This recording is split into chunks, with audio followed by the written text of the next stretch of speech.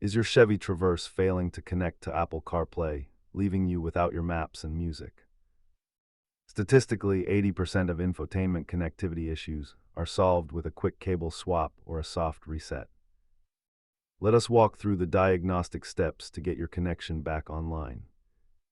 Start by cleaning your phone port, trying a certified cable, and forgetting the device in your infotainment settings. Software settings like disabled Siri or screen time restrictions are frequent silent killers of a stable connection. If the phone is fine, your Chevy's head unit might need a hard reboot by holding the power button down. Try these simple home fixes before heading to the dealer, as physical port damage is much rarer than simple software glitches. As this chart shows, the vast majority of cases are resolved by simply replacing the charging cable.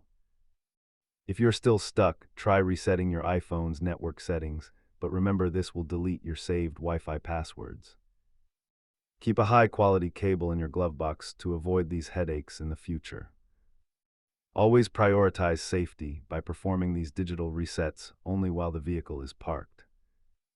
If these steps fixed your connection, let us know in the comments and subscribe for more Traverse troubleshooting.